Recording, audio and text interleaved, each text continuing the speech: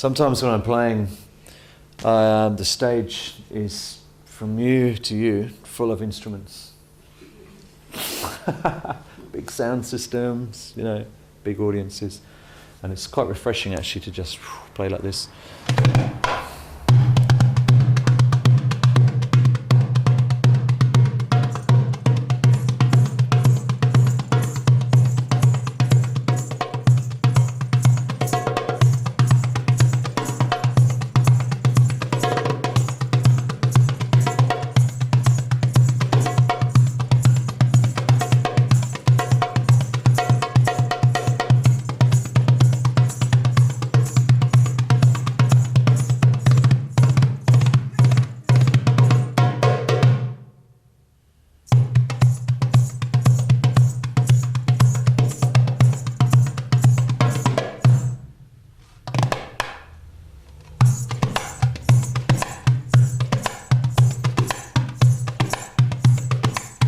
The songs that I'm going to play are songs that I feel come from spirit. In playing these instruments, what I endeavour to do is to get out of the way.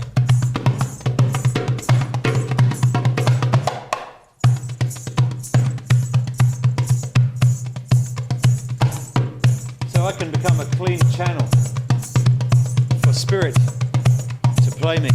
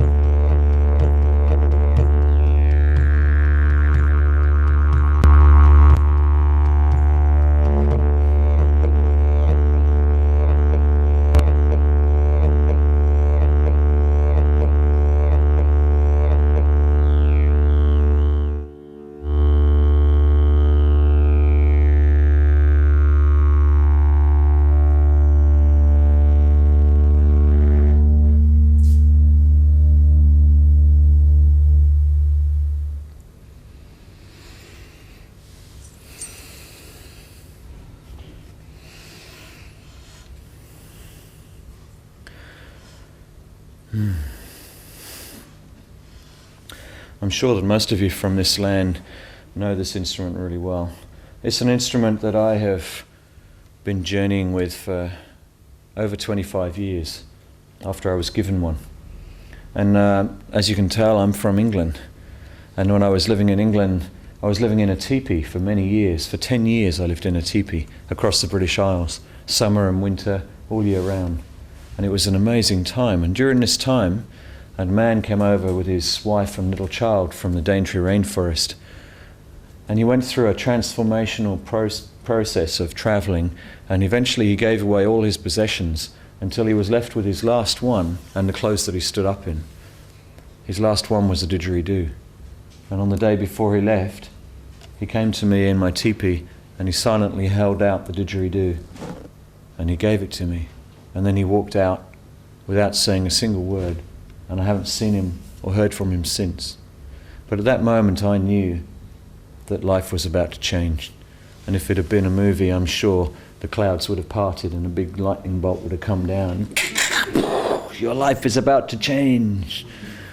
And I sat with the didgeridoo and I didn't even put it to my lips for the first few days.